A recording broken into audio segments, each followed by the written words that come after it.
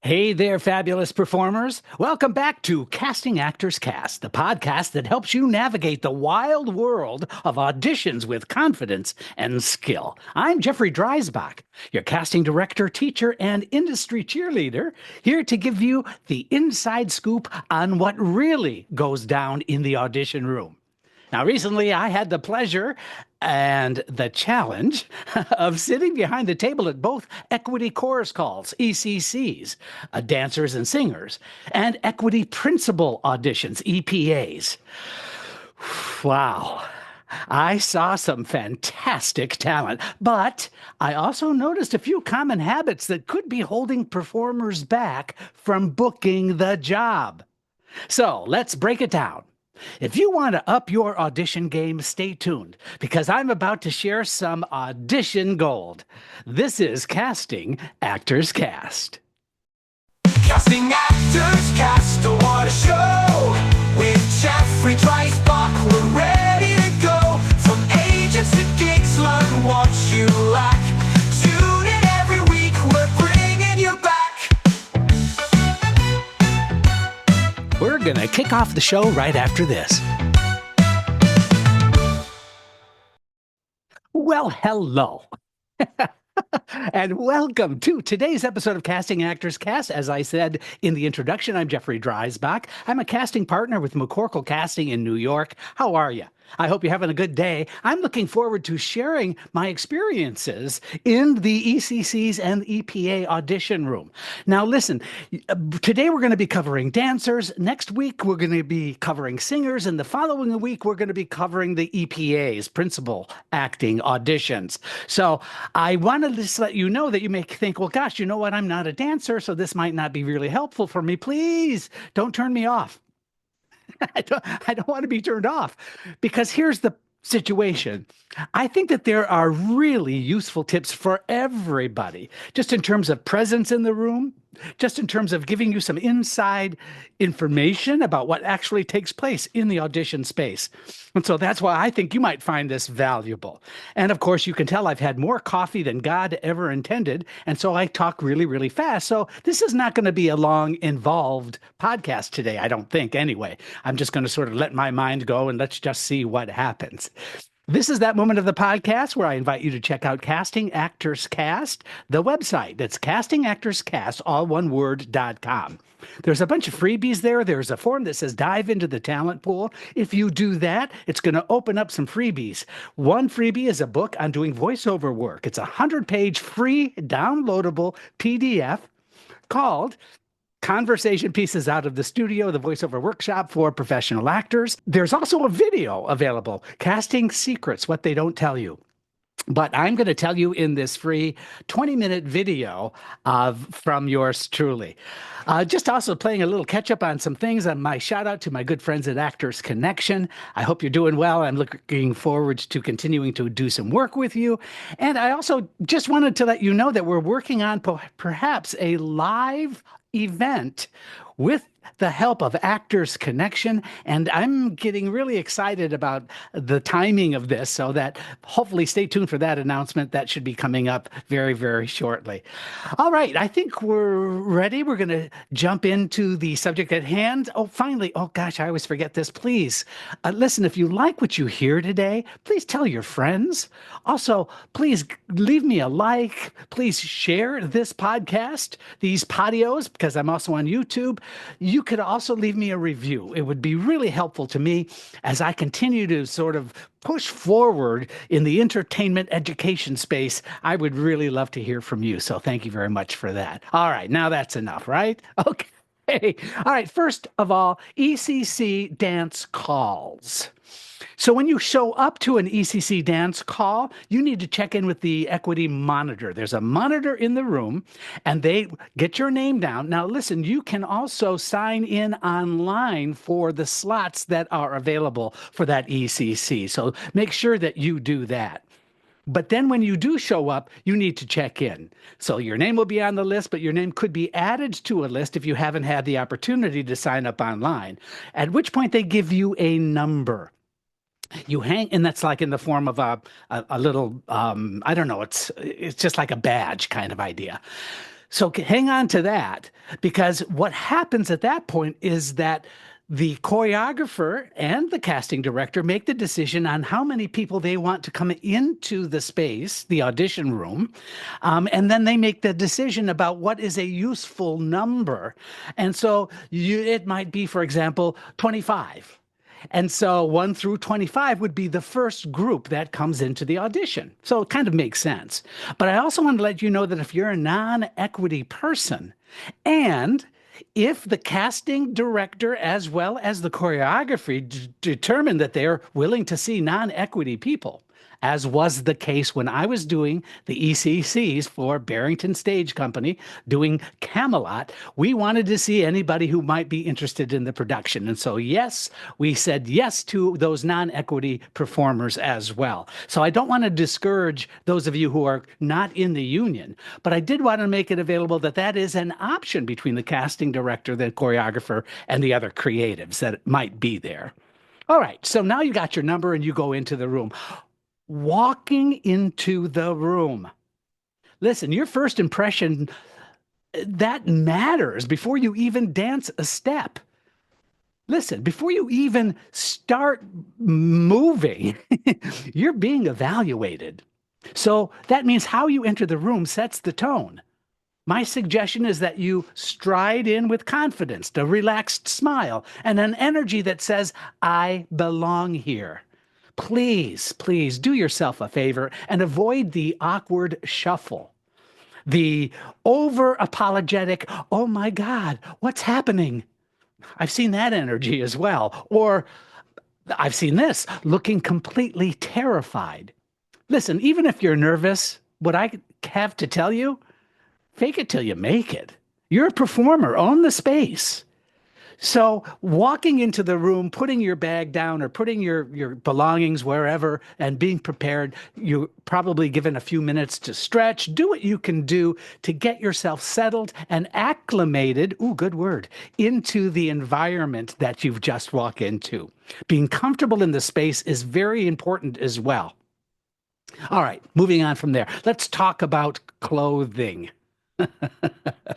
I have some stuff to say about this. I want you to consider dressing for the role, not for a rehearsal. Your outfit should be, in my opinion, a blend of professional, movement-friendly, and character-appropriate. Baggy clothes? Not great. See, we need to see your body lines. Overly revealing or costumey, you know what? That's a no. Find that sweet spot that shows off your form while being appropriate for the style of the show. And, oh my gosh, the shoes. Make sure they are broken in and they're suited for whatever the choreography is. The choreographer might suggest bare feet or ballet shoes or tap shoes, whatever. Make sure that you are prepared. You know what? The wrong shoes can really sabotage even the best dancer. I saw that firsthand. While we're on the subject of clothing, it always is a bit of a surprise to me to see folks not being really, it seems anyway, that they're not being very conscientious about what they're wearing in the audition space. Yes, we want to see your body, but it doesn't mean that we need to see a bare midriff, for example. It doesn't mean we need you in your 1992 gym shorts from high school necessarily. That might not be a good idea. And guess what? I saw all of that. So please make sure it's the whole package. It's just not about your technique as a good dancer. It's about the whole package. So keep that in mind. All right, let's move on to what I call the mirror dilemma. It won't help you get cast. When it's time to perform the combination, stop dancing for the mirror and start performing for the casting team. My goodness, I can't tell you how many times I see dancers still checking themselves out in the mirror. They're making sure they have the steps correctly. At that point, we need to see you be engaging with us, not your reflection. So if you're still relying on the mirror, it tells me that you haven't fully internalized the choreography.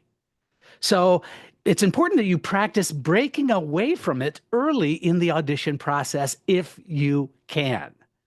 That is a huge tip. In fact, it went to the point in these particular auditions where the choreographer said, I am not really that interested in your result. I really want to see your performance. I really want to see your presentation. So stop looking at the mirror.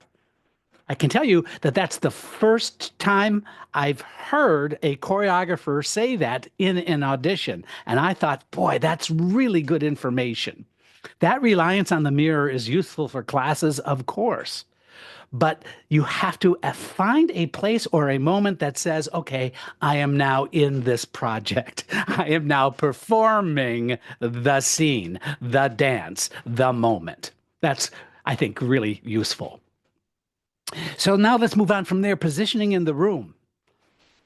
Be seen, but be smart.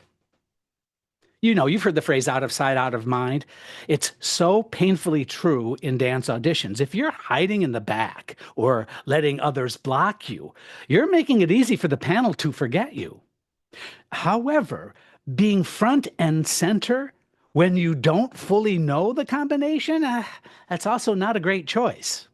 So it's important to find a position where you can be clearly seen. That's important, but be strategic. Make sure you have enough space to execute movements fully and confidently. So no accidents, please, in the dance combination learning process. Also, along those same lines, those 25 people are taught the combination, and then oftentimes it's broken down into, maybe 7 or 8 people at a time, just so that they can get more comfortable, get the combination in their head a little bit more, which is usually what happens. It's at that point that we break it down to just 5 at a time or 4 at a time. Sometimes I've been in an audition room where it's just 3 dancers doing the combination at a time. What strikes me as really funny, and not a good way, is that sometimes those dancers are given a position.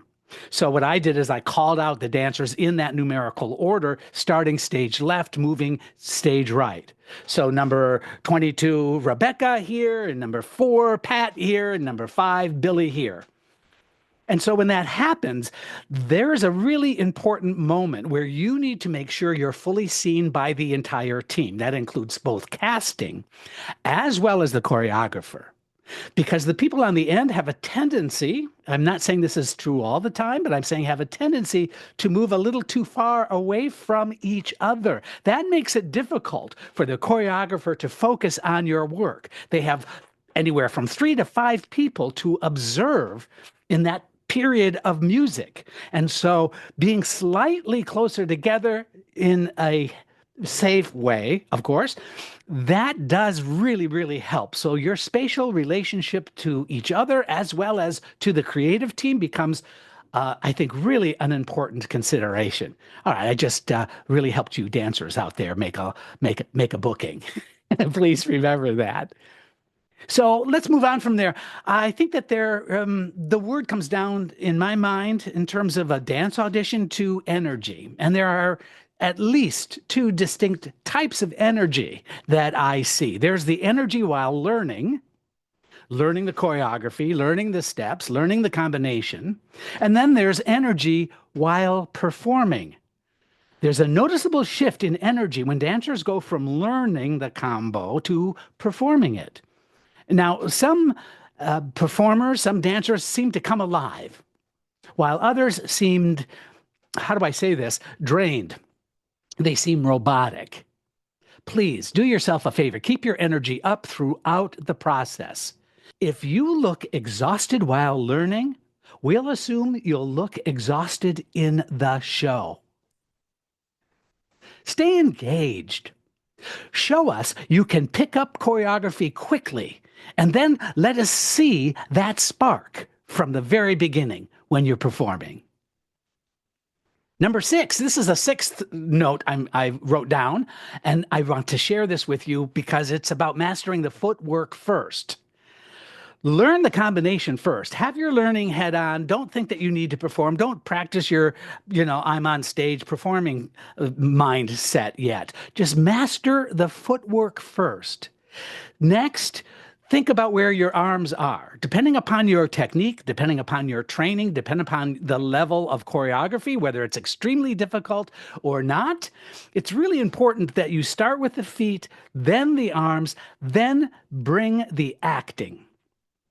See, we love dancers who can bring character into their movement, but please, it should not be at the expense of technique. If you're adding flair, but your steps are pretty sloppy, I saw this a lot. It's sort of like, okay, even if I get my feet wrong, I'm smiling and excited. You know what? You're drawing attention for the wrong reason and for the wrong thing. Please nail the footwork first, then layer in your personality. Performance quality and storytelling are what we evaluate in that final audition sequence. I think it's important to think of it like you're building a house. You need a strong foundation before you can decorate. Moving on from there, you've probably heard this before, but I can tell you it always sort of surprises me. And that is, have a headshot that looks like you in the room. You must look like you in the room. Your headshot should actually resemble you. So if you've dramatically changed your look, for example, a different hair color, or you've added some weight, or you've aged a few years, or you've decided that you're going to grow some facial hair, you know what? I think you should update your headshot. We reference them when we are watching you dancing because we put them right on the floor in spatially exactly where you are when we watch those final combinations. And if you don't look like your photo, I promise you we're going to struggle to remember you after the audition is over. Does that make sense? Of course it does. Now, I also understand that headshots are expensive. I get it. But it is such a valuable tool. If I told you that your headshot would increase your chances of getting cast and booked by 30%, wouldn't you make that investment? It's just about making sure that you're easily recognizable right then and there. And I get this question a lot, and that is, if I change my hairstyle and I have to get new pictures every time, blah, blah, blah. You know what? I understand the dilemma. I understand the situation, and I understand that you like changing up your look because you don't like to have necessarily the same hairstyle. But if you're going to be pulling your hair back as a dancer, why not have a dance photo with your hair back? It just kind of makes sense. Here's another tip that you might not think this is a good idea, and that's fine. You can certainly ignore this particular tip, but you know what? When I see a dancer wearing the same clothing in their headshot that they're wearing right in front of me, believe it or not, there might not be a direct association, but there is a subliminal association with you. The observer, meaning casting, and the choreographer, we are attracted to that sort of familiarity, for lack of a better way to say it. That's similar to acting auditions. That's similar to singing auditions. Now, I know that kind of might make your head explode, and you might think that that's not useful. And I appreciate that you might be thinking that, but please at least consider it. At least give it a thought that if you've got a really nice outfit that you wear in dance class, but is also appropriate for an audition, then maybe, just maybe, a headshot with that same clothing, with that same hairstyle, would be really valuable for you as an investment. That's what I think. All right, so here's some final thoughts. I think you should approach ECCs for dancing, for singing, as well as for acting with preparation, with confidence, and the mindset that casting directors want to cast you. You don't have to win us over. I want to say that's what I'm looking for. I want to see you fit into the project. That's what I want. So stay focused. Bring your best self into the room and make us remember you for all the right reasons, not the wrong ones. All right, that's it for today's episode of Casting Actors Cast. Please subscribe, leave a review, and visit castingactorscast.com for more. Until next time, break a leg and keep smiling. I'm Jeffrey Dreisbach, and this is Casting Actors Cast. It's been great having you in our talent pool today. Your support means the world to us, so please consider sharing, liking, and reviewing this episode wherever you jump in. I'm Megan Grace Martinez. Thanks. From monologues